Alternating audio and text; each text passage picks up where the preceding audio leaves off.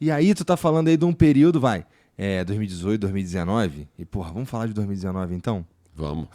Tu gosta de falar Ano de bom. 2019, né? Foi um ano importante, né? Que foi para a história do clube, né? Foi um ano que a gente estava chegando e,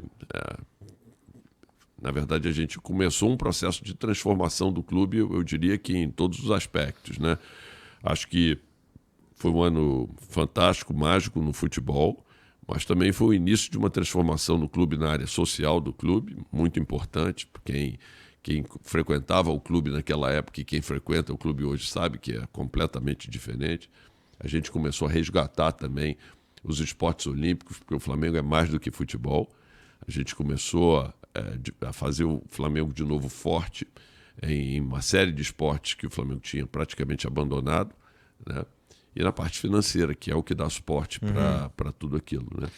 E contratar Jorge Jesus, meu irmão. Aí, o que acontece quando quando contrata-se Jorge Jesus?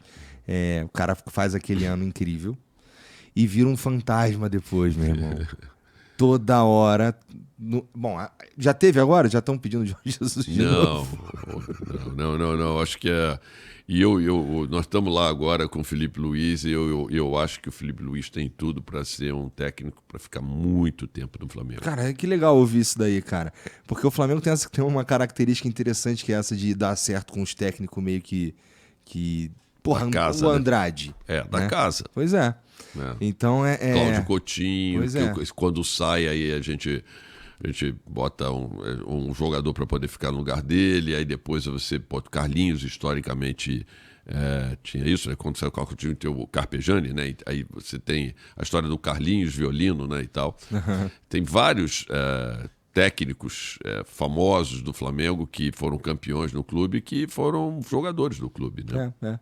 Bom, mas aí voltando um pouquinho lá pro Jorge Jesus. Vamos lá. Pô, cara, o que tu sente toda vez? Assim, rola. Putz, vamos lá. Rolou pressão, né? Teve o lance. Vai mudar de técnicos, vem todo mundo. Porra, Jorge Jesus. Obviamente por causa de 2019. Primeiro que se eu sou ele, eu não venho, não, sinceramente. Porque a chance de não ser um 2019 é gigantesca, né? Porque, sei lá, é simplesmente outro momento, é diferente, né? E aí eu preferiria me manter no lugar, no patamar de ídolo, de certa forma, e deixar quieto desse jeito. Mas enche o saco o tempo inteiro, a torcida deve perturbar e em que medida essa pressão da torcida aí realmente penetra na decisão, na tomada de decisão, para ir atrás ou não de uma pessoa como Jorge Jesus, por exemplo? Entendi. Assim, cara, quando a gente montou, vamos dizer assim, o nosso plano lá no Flamengo, a gente queria que o Flamengo jogasse, que é essa mesma filosofia de jogo que hoje você vê com o Felipe Luiz, né? Flamengo jogando de forma proativa, tentando pressionar o adversário, colocando o adversário no campo dele. Mas assim, tem um choque de realidade. A gente, quando chega lá e olha para o nosso plantel, a gente sabia que a gente ia precisar reforçar o nosso plantel para poder propor o jogo da forma com que o Flamengo passou a propor o jogo com o Jorge Jesus. A gente começa com o Abel e a gente começa reforçando mais os jogadores da frente, do meio campo para frente. Se você lembrar, na primeira janela, a gente pega Bruno Henrique, Gabigol, pega Arrascaeta e o Rodrigo Caio, que foi, vamos dizer assim, uma oportunidade que a gente tinha no mercado. Mas, a verdade, o nosso foco era reforçar o ataque. Muito bem. A ideia era sofrer, tentar passar as primeiras fases da Libertadores e, para numa segunda janela, depender de como a gente evoluísse e as perspectivas que a gente tivesse de recursos novos, enquanto a gente pudesse trabalhar o crescimento das receitas do clube, para a gente fazer uma segunda janela mais forte e aí podendo qualificar também a defesa para que a gente pudesse jogar de uma forma mais proativa, pressionando o adversário, porque você precisa ter uma defesa sólida, que é o que o Flamengo está tendo hoje. Você vê, o Flamengo, por exemplo, jogou a Copa do Brasil, a gente teve 10 jogos, tomou 2 gols, né, na Copa do Brasil. A final impecável também.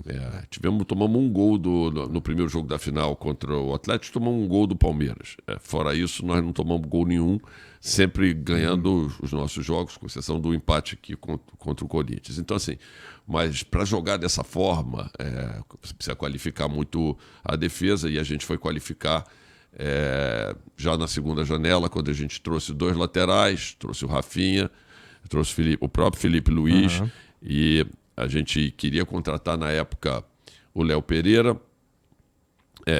A gente não conseguiu contratar o Léo Pereira, a exigência lá da época do Atlético Paranaense era muito grande. A gente foi procurar no scout um zagueiro e acabamos encontrando o Pablo Mari, que foi um grande achado para a gente também. E aí a gente pôde começar a jogar da forma propositiva que eu estava falando que a gente queria jogar. Então foi tudo devidamente pensado, planejado, e aí nessa segunda fase aí cabe um técnico como o Jorge Jesus, que gostava de jogar dessa forma. E o nosso scout foi procurar técnicos que jogavam dessa forma. Entendi. Faz todo sentido, né? E aí, tá bom. Mas aí, vocês... E lidar agora com o fato dele se tornar esse um fantasminha? Na verdade, as pessoas ficam guardando na memória, quer dizer, o ano de 2019... e que foi um ano mágico, realmente. Mas, para ser sincero com você, e eu não estou com isso querendo diminuir em nada o trabalho do Jorge Jesus, que foi um trabalho excepcional, fantástico no Flamengo, mas a competitividade, na minha maneira de ver, do futebol brasileiro como um todo em 2019 era muito menor do que é hoje, por vários fatores. Hoje a gente tem SAFs que fazem um investimento muito maior, um nível de investimento muito grande, e com isso conseguem trazer jogadores muito mais qualificados na média para poder atuar no Brasil, né? A própria forma com que a gente propôs o jogo lá em 2019, em que a gente usava linhas altas, marcando a saída de bola dos outros times. Se você for ver, como a grande maioria dos times, quando perdia a bola, ele recuava e ia receber o seu adversário no seu campo, marcando o adversário no seu campo. Era essa a forma de fazer. Então, assim, foi meio que uma surpresa a forma do Flamengo jogar para muitos dos clubes que jogavam contra o Flamengo. O Flamengo começou a pressionar a saída de bola deles lá no campo adversário. E quando tu via acontecendo, o que tu sentia? Acho muito legal. Porra, ainda mais que a gente ganhava os jogos todos. Praticamente enfileiramos um monte de vitória. Foi bom demais. Mas a verdade é que hoje, praticamente quase todos os clubes da Série A, por exemplo, jogam dessa forma.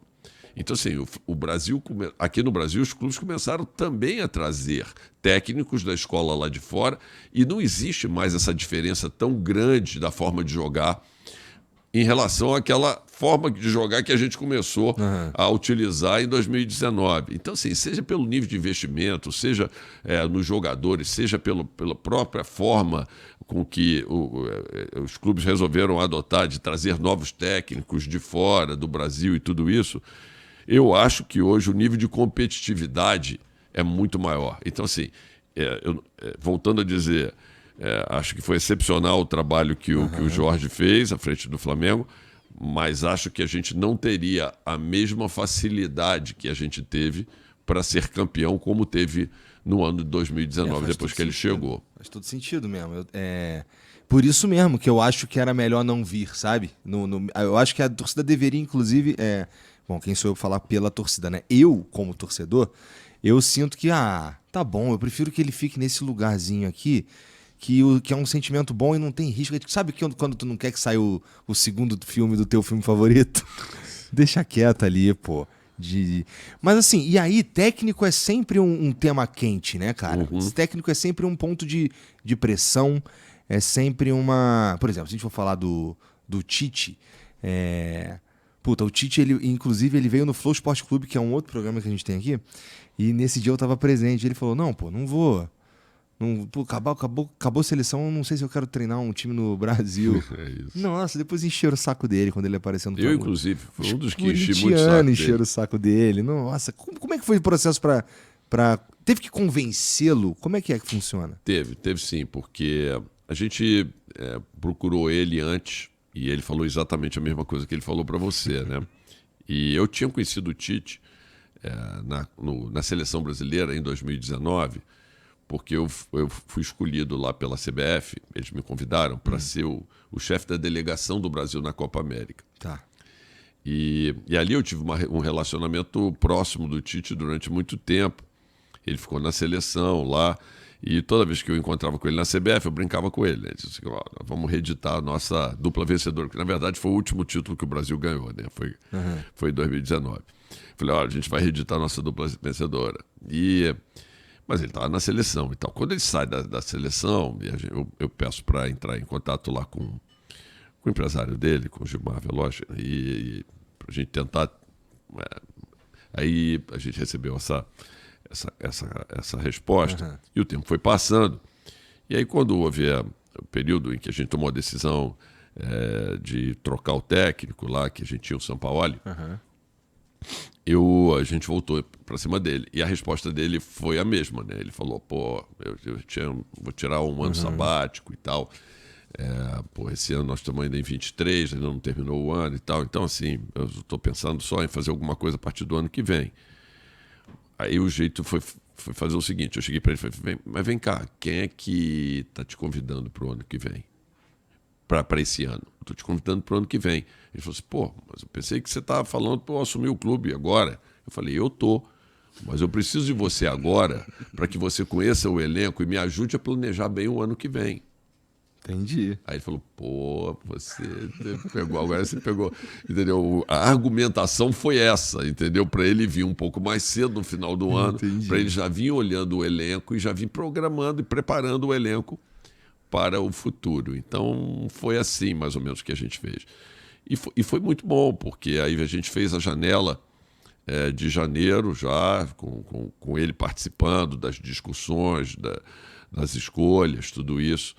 E já planejando a pré-temporada, que foi muito importante. Tanto que a gente chega ao final do Campeonato Carioca muito bem e tal, e consegue a classificação lá na fase de grupos para Libertadores, tudo isso. Cara, e assim, vamos lá, cada final de trabalho, cada demissão de técnico é diferente uma da outra? Porque assim, você está me contando como começa essa do Tite aí, parece começar de um jeito assim muito, até esperançoso, eu diria, sabe? Vem um convencimento, um trabalho fino, sabe qual é? Pra fazer rolar.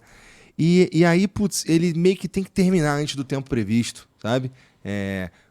Por uma porrada de coisa que acontece dentro e fora do campo. Eu imagino que tem pressão pra cacete daqui, dali, um momento político, não sei o quê.